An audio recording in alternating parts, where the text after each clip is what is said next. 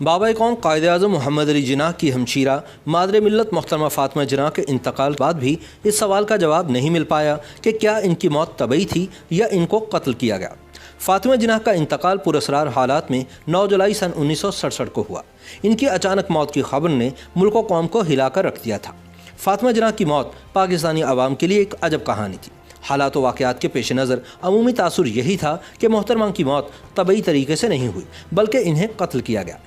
जनवरी सन 1972 में गुलाम सरवर नामी एक शख्स ने फ़ातिमा जिन्नाह की मौत के हवाले से अदालत में एक दरख्वास्त समाअत के लिए दायर की।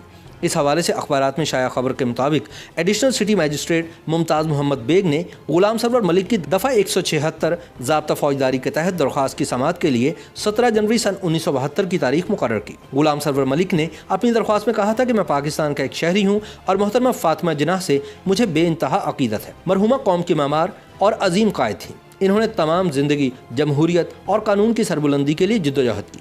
सन 1964 में जब इन्होंने सदारती इंतखाबात में हिस्सा लिया तो वो आवाम की उम्मीदों का मरकज़ बन गए। वो उस टोले की राह में जो हर सूरत इक़्तिदार से चिमटा रहना चाहता था एक बड़ी रुकावट थी और ये टोला हर कीमत पर इनसे निजात हासिल करना चाहता था। सरवर ने मौक़िफ़ इख्तियार किया कि 8 जुलाई सन 1967 को मोहतरमा फ़ातिमा जिन्नाह रात के 11 बजे तक एक शादी की तकरीब में शरीक थी और वह हशाश बशाश थी, जबकि 9 जुलाई को अचानक ये ऐलान कर दिया गया कि मादरे मिल्लत इंतकाल कर गई हैं। इनकी तजहीज़ व तकफ़ीन के वक्त आवाम को जनाजे के करीब नहीं जाने दिया गया और यहाँ तक कि इन्हें सुपुर्द खाक करने तक इनके आखिरी दीदार की इजाज़त भी नहीं दी गई। इस दौरान जो आखिरी दीदार करना चाहते थे उन पर लाठीचार्ज किया गया और आंसू गैस फेंकी गई। उस वक्त ये अफवाहें भी आम थीं कि फ़ातिमा जिन्नाह के जिस्म पर ज़ख्मों के निशान थे और इनकी एक आंख पर नील पड़ा हुआ था, लेकिन इन अफवाहों को दबा दिया गया। गुलाम सरवर मलिक ने अपनी दरख्वास्त में कहा कि मुझे ये तशवीश रही कि मोहतरमा फ़ातिमा जिन्नाह को कहीं कत्ल न किया गया हो।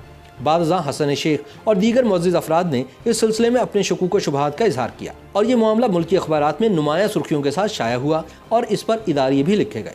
अगस्त सन 1971 में एक मुकामी उर्दू रोज़नामे में एक खबर शाया हुई कि मोहतरमा फ़ातिमा जिन्नाह को कत्ल किया गया है। इस खबर में गुस्ल देने वालों के बयानात भी शाया हुए, जिसमें हिदायत अली उर्फ कल्लू गुसाल ने कहा था कि मोहतरमा फ़ातिमा जिन्नाह के जिस्म पर ज़ख्मों के गहरे निशानात थे और इनके पेट में सुराख भी था जिससे खून और पीप बह रही थी।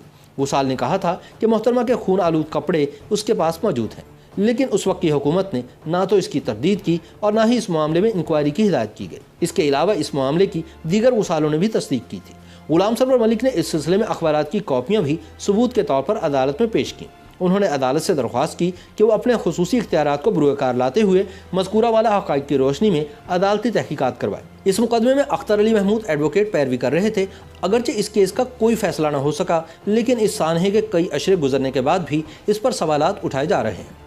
22 जुलाई सन 2003 को रोज़नामा नवाए वक्त में साबिक अटॉर्नी जनरल और मोहम्मद अली जिन्नाह के एजाज़ी सेक्रेटरी शरीफुद्दीन पीरज़ादा ने लिखा था कि फ़ातिमा जिन्नाह की तबई तौर पर मौत वाक़ई नहीं हुई थी, बल्कि मादरे मिल्लत को इनके मुलाजिम के ज़रिए कत्ल करवाया गया था।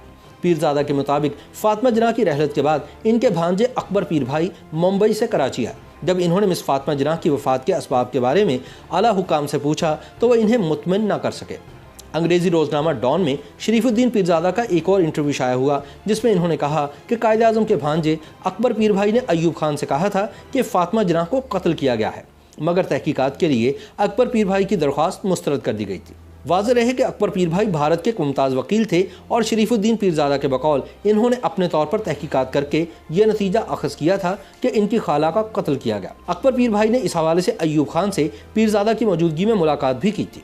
शरीफुद्दीन पीरज़ादा ने नवाए वक्त के लिए अपने आर्टिकल में यह भी इंकशाफ किया कि जब फ़ातिमा जिन्नाह की वफ़ात के मुहर्रकात जानने के लिए वज़ीर दाखिला काजी फ़ज़लुल्लाह ने इंक्वायरी कमेटी कायम की तो ये बात सामने आई कि मोहतरमा की गर्दन के करीब 4 इंच लंबा एक ज़ख्म था जिसे मौत के बाद सी दिया गया था।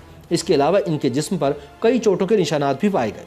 ताहम मुमकिन अवामी गैज़-ओ-ग़ज़ब को मद्देनज़र रखते हुए इस रिपोर्ट को पब्लिक नहीं किया गया। मुसन्निफ़ा सायरा हाशमी ने भी अपनी किताब एक तासुर 2 शख्सियात में फ़ातिमा जिन्नाह की मौत के हवाले से कई सवालात उठाए हैं। इन्होंने लिखा कि 8 जुलाई सन 1967 की शाम फ़ातिमा जिन्नाह ने मीर लाइक अली की बेटी की शादी की तकरीब में शिरकत की, जहां वो हशाश बशाश थी। फ़ातिमा जिन्नाह के घरेलू मुलाजिम सलीम के बयान के मुताबिक मादरे मिल्लत ने शादी से वापसी पर कहा कि वो खाना नहीं खाएंगी, लेकिन उन्होंने कुछ फल खाए और फिर कसरे फ़ातिमा की बालाई मंजिल पर सोने चले गए।